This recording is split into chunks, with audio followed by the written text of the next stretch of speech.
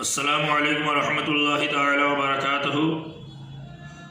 نزار بن معاذ ایک بہت بڑا رئیس گزرا ہے۔ اس کے 4 بیٹے تھے اور ان کے نام اس طرح ہے: مضر، ربیعہ، ایاد اور انمار۔ جب اس کے موت کے وقت قریب آئے تو اس نے اپنے 4 بیٹوں کو اپنے قریب بلایا اور مال کی تقسیم کرتے ہوئے کہا، یہ مال فلاں کا ہے، یہ مال فلاں کا ہے، یہ مال فلاں کا ہے، یہ مال فلاں کا ہے۔ اس کے بعد ایک تاکید یا وصیت کہیں کہ اس نے کہا کہ اگر پھر بھی مال کی تقسیم میں کوئی دقت آئے، کوئی پریشانی ہو تو شاہ نجران افعی بن رفعی جرہمی کے دربار میں چلے جانا اور اس بادشاہ سے کہنا تمہارے اس قضیے کا فیصلہ کرے۔ اس کی موت کے بعد جب بھائیوں نے اپنے مال کی تقسیم شروع کی تو کسی طرح کوئی دقت کا سامنا ہوا تو اپنے باپ کی وصیت انہیں یاد آئی اور انہوں نے شاہ نجران کے دربار میں پہنچ کر کے اپنے مال کی تقسیم کا فیصلہ جانے کے لیے ارادے سے نکلے گھر سے۔ پہلی رات جہاں پر انہوں نے پڑاؤ ڈالا، جہاں رات کو رکے، وہیں بغل میں ایک کھیت تھا جسے کوئی اونٹ آ کر چر گیا تھا۔ ایک بھائی نے کہا کہ بھائی، یہ اونٹ جو کھایا ہے کھیت، وہ ایک آنکھ کا کانا بھی ہے۔ دوسرے نے کہا ایک پیر کا لنگڑا بھی ہے۔ تیسرے نے کہا بڑا سست بھی ہے۔ چوتھے نے کہا اس کا دانت بھی کمزور ہے۔ یہ چاروں بھائیوں میں بات ہو ہی رہی تھی کہ اتنی ہی دیر میں وہ اونٹ والا بھی آ گیا کہ میرا اونٹ گم ہو گیا ہے، کیا کسی نے دیکھا ہے؟ ایک بھائی نے کہا کیا تمہارا اونٹ ایک آنکھ کا کانا ہے؟ اس نے کہا بالکل صحیح کہہ رہے ہو۔ دوسرے نے کہا کیا تمہارے اونٹ کا ایک دانت کمزور ہے؟ اس نے کہا بالکل صحیح کہہ رہے ہو۔ تیسرے نے کہا کیا تمہارا اونٹ ایک پیر سے لنگڑا ہے؟ کہا بالکل صحیح بات ہے۔ تیسرے سے پوچھا کیا تیرا اونٹ سست بھی ہے؟ تیسرے نے پوچھا تیرا اونٹ سست بھی ہے؟ اس نے کہا ہاں سست بھی ہے۔ پھر انہوں نے کہا کہ پر ہم نے تمہارا اونٹ دیکھا نہیں ہے۔ کہا یہ کون سی بات ہوئی؟ ساری علامتیں، ساری نشانیاں تم بتا رہے ہو اور ہم نے اونٹ دیکھا نہیں، یہ کیسے ہم مان لیں؟ کہا بھائی سچائی یہی ہے کہ ہم نے اونٹ تمہارا دیکھا نہیں ہے۔ مختصر یہ ہے کہ انہی کے ساتھ ساتھ وہ اونٹ والا بھی شاہ نجران کے دربار میں پہنچ گیا اور وہاں جا کے مقدمہ پیش کرتا ہے کہ حضور، یہ چاروں بھائی میرے اونٹ کے اندر کی ساری نشانیاں بتا رہے ہیں، ساری خاصیت اور خامیاں بتا رہے ہیں، لیکن اونٹ دیکھنے سے انکار کر رہے ہیں۔ بادشاہ نے ان چاروں بھائیوں کو بلایا، کہا تم نے کیسے پتہ کر لیا کہ ان کا اونٹ ایک آنکھ کا کانا ہے؟ تمہیں کیسے معلوم ہوا کہ ایک پیر کا لنگڑا ہے؟ تمہیں کیسے معلوم ہوا کہ اس کا دانت کمزور ہے؟ تمہیں یہ کیسے معلوم ہوا کہ اس کا اونٹ سست ہے؟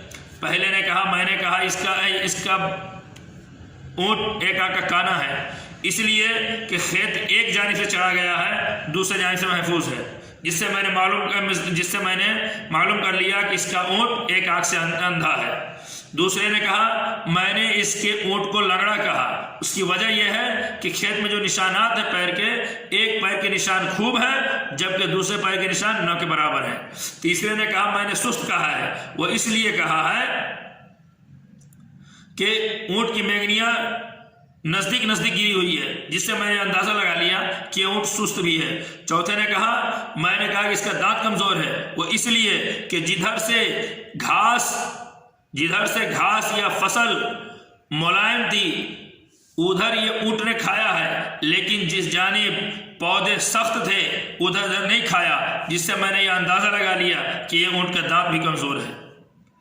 بادشاہ نے اس چاروں بھائیوں کی دلیلیں سنی تو اس اونٹ والے کو بلا کر کہا کہ تمہارا اونٹ ان لوگوں نے نہیں لیا ہے، جاؤ کہیں اور تلاش کرو۔ اب بادشاہ نے ان چاروں بھائیوں کو مہمان خانے میں ٹھہرا دیا اور ان کے کھانے پینے کا بندوبست کیا۔ جب کھانے کے لیے کھانا اس کے پاس لگایا گیا، کھانا کھانے کے بعد ایک بھائی نے کہا کہ یہ جو شراب ہمیں پلائی جا رہی ہے، یہ شراب کسی قبرستان کے درخت سے کشید کی گئی ہے۔ دوسرے بھائی نے کہا جو ہمیں روٹی کھلائی جا رہی ہے یہ روٹی بنانے والی یا روٹی کا آٹا گوندھنے والی کوئی حائزہ ہے؟ تیسرے نے کہا کہ یہ جو بکرے کا گوشت ہمیں کھلایا جا رہا ہے یہ بکرے کا گوشت کتیا کے دودھ سے پلا ہوا، یہ بکرا کتیا کے دودھ سے پلا ہوا ہے۔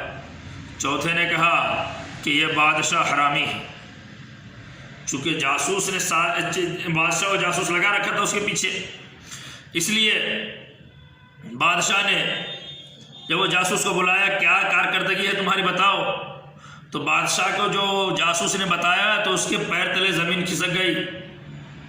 اس نے کہا حضور اس کے پاس جیسے ہی شراب لا کے کھانا پیش کیا گیا کھانے میں مصروف ہوئے تو آپس میں بات کرنا شروع کر دیے کہ یہ شراب جو کشید کی گئی ہے یہ قبرستان سے ہے، یہ روٹی جو بنائی گئی ہے کسی حائزہ نے بنائی ہے، اور یہ گوشت جو ہے یہ اس بکرے کا گوشت ہے جو کسی کتیا کے دودھ سے پلا ہے۔ اور پھر آخر میں اس نے آپ کی نسبیت پر آواز نقطہ چین لگایا ہے، سوالیہ نشان لگایا ہے، آپ کو حرامی قرار دیا ہے۔ بادشاہ نے اپنے تئیں اس کی تحقیق کی، سب سے پہلے شراب لانے والے کو بلایا اور اس سے پوچھا کہ بتاؤ یہ شراب کہاں سے لائے ہو؟ اس نے کہا حضور یہ آپ کے بادشاہ سابق یعنی آپ کے ابا حضور کے قبر پر لگے ہوئے درخت سے کشید کی ہے۔ پھر کھانا پکانے کے لیے جہاں سے روٹی پکی تھی روٹی پکانے والوں کی تحقیق کی گئی کہ روٹی پکانے والی کون ہے، تو معلوم پڑا کہ یقیناً اس میں ایک عورت وہ بھی ہے جو روٹی پکائی ہے وہ حائزہ ہے۔ تیسری بات تھی کہ یہ گوشت بکرے کا جو آیا ہے یہ بکرا کہاں سے تھا، لہٰذا کسائی کو بلایا گیا۔ کسائی کو بلانے کے بعد پوچھا سچ سچ بتاؤ یہ بکرا کہاں سے لائے تھے، یہ کیسا بکرا ہے؟ بادشاہ اس کسائی نے کہا کہ حضور جس بکری کا یہ بکرا تھا وہ بکری مر گئی تو ایک کتیا کے دودھ سے اس بکرے کی پرورش ہوئی اور بکرا بڑا ہی فربا تھا، لہٰذا اسی بکرے کا گوشت ہم نے آپ کو دیا ہے۔ اور جب یہ 3 سوال کے جواب اس سے مل گئے اب چوتھے سوال کی باری آئی۔ بادشاہ اپنے دل ہی دل میں کوڑ رہا ہے کہ یقیناً یہ چوتھا معاملہ بھی سچ ہی ثابت ہوگا، لہٰذا ننگی تلوار لیے ہوئے اپنے گھر پہنچتا ہے، اپنی ماں کے سینے پر بیٹھ گیا اور کہا سچ سچ بتا میں حلالی ہوں یا حرامی؟ ماں نے بھی اسی کی تیور میں جواب دیتے ہوئے کہی کہ بیٹا تو خود ہی فیصلہ کر لے، اگر حلالی ہوتا تو کیا ماں کے سینے پہ بیٹھتا؟ بات دراصل یہ ہے کہ بادشاہ حضور سے میری کوئی اولاد نہ تھی اور مجھے یہ فکر ستا رہی تھی کہ بادشاہ کے انتقال کے بعد اس کی سلطنت کا مالک کون بنے گا، لہٰذا میں نے ایک چرواہے سے منہ کالا کر کے تجھے حاصل کیا ہے، یعنی چرواہے سے زنا کے ذریعے تجھے حاصل کیا ہے اور تجھے مشہور کر دیا کہ بادشاہ کا بیٹا ہے۔ بادشاہ وہاں سے دربار میں آیا اور ان چاروں بھائیوں کو بلایا۔ چاروں بھائیوں کو بلا کر وہ کہاں سے آئے ہیں اور کیوں آئے ہیں اور کہاں سے آئے ہیں اور کس مقصد سے آئے ہیں۔ بادشاہ کے دربار میں جب یہ چاروں آئے پوچھا گیا کہ اچھا تم یہ بتاؤ کہ تمہیں یہ کیسے پتہ چلا کہ یہ شراب قبرستان کے کسی درخت سے کشید کی گئی ہے؟ تمہیں یہ کیسے پتہ چلا کہ یہ روٹی پکانے والی حائزہ ہے؟ تمہیں یہ کیسے پتہ چلا کہ یہ بکرے کا جو گوشت کھا رہے ہو یہ بکرا کتیا کے دودھ سے پلا ہوا ہے؟ تمہیں یہ کیسے پتہ چلا کہ میں حلالی نہیں حرامی ہوں؟ چاروں بھائی نے ایک ایک بات دی گئی، چاروں جواب دیتے ہیں۔ پہلے بھائی نے کہا ہم نے کہا کہ ایک شراب قبرستان سے کشید کی گئی ہے، اس کی وجہ یہ ہے کہ شراب پینے کے بعد چستی اور پھرتی آتی ہے، سرور آتا ہے، لیکن جب ہم نے آپ کے یہاں کی شراب پی تو بجائے سرور آنے کے لاگری آ رہی ہے، سستی آ رہی ہے۔ تو یہ میں سمجھ لیا کہ یہ شراب کسی قبرستان کے درخت سے نکالی گئی ہے، قبرستان کے درخت سے کشید کی گئی ہے۔ دوسرے بھائی نے کہا ہم نے کہا ہے روٹی حائزہ کے ہاتھ کی پکی ہے، اس کی علامت یہ ہے کہ جب روٹی کسی حائضہ کے ہاتھ کے پکی ہو تو جب اسے سالن میں ڈالتے ہیں تو وہ روٹی بکھر جاتی ہے، اور آپ کی روٹی کے ساتھ یہی ہو رہا تھا، جس سے میں سمجھ لیا کہ یقیناً یہ روٹی پکانے والی میں کوئی حائضہ بھی ہے۔ تیسری بات یہ کہ ہم نے کہا کہ یہ گوشت کتا کا تو نہیں ہو سکتا، لیکن ہاں یہ بکرا کتیا کے دودھ سے پلا ہے۔ اس کی وجہ یہ ہے کہ کتے کی جو بوٹی ہوتی ہے اس میں نیچے چربی اوپر گوشت، اور بکرے میں اوپر چربی نیچے گوشت ہوتا ہے، اور آپ کے ہاں جو معاملہ تھا وہ یہ تھا کہ چربی نیچے گوشت اوپر۔ تو یہ تو بات یقینی ہے کہ بادشاہ کے ہاں کتا نہیں پک سکتا، لیکن ہاں یہ یقین ہے کہ بادشاہ کے دربار میں کتیا کے دودھ سے پلا ہوا بکرے کا گوشت آ سکتا ہے۔ لہٰذا میں نے یہ کہا۔ رہی بات چوتھی بات کی، تو آپ سے پہلے جو بادشاہ تھے ان کے لیے مشہور تھا کہ وہ بڑے مہمان نواز ہیں، اور یہ ہم نے پڑھا ہے کہ باپ کی خاصیت اولاد میں ودی ہے، باپ کی خاصیت اولاد میں پائی جاتی ہے، اور وہ چیز ہم نے آپ میں نہیں دیکھا، جس سے ہم نے اندازہ لگا لیا کہ آپ اپنے بادشاہ کی اولاد نہیں ہیں۔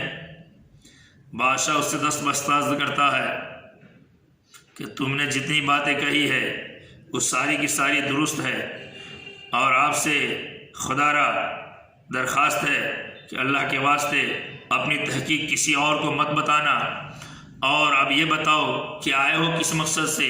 بھائیوں نے کہا کہ ہمارے والد نے ہمیں یہ وصیت کی، آخری وقت میں یہ وصیت کی تھی کہ اگر مال کی تقسیم میں کوئی دقت آئے تو شاہ نجران کے دربار میں جا کر کے ان سے فیصلہ کروا لینا، بس اسی مقصد کے تحت میں یہاں آیا ہوں۔ بادشاہ نے کہا کہ جو بھائی اتنے عقل مند ہو ان کے فیصلے کرنے کی ہمت مجھ میں نہیں ہے، لہٰذا میں آپ سے گزارش کرتا ہوں کہ آپ اور کہیں تشریف لے جائیں، ہمارے بس کی بات نہیں ہے کہ ہم آپ کا فیصلہ کر سکیں۔ عزیزان ملت اسلامیہ، جب عقل اللہ جسے چاہے اور وہ عقل کی بلندی دے دے تو وقت کا بادشاہ بھی اس کا لوہا ماننے کو مجبور ہو جاتا ہے۔ آج کا میرا یہ موضوع، آج کا یہ میرا ویڈیو 4 ذہین بھائیوں کے نام پر تھا۔ آپ لوگوں کو کیسا لگا کمنٹ سیکشن میں بتائیں، اور اپنے اس ویڈیو کو لائک بھی کریں، شیئر بھی کریں، اور چینل کو سبسکرائب بھی کریں۔ السلام علیکم ورحمۃ اللہ تعالی وبرکاتہ۔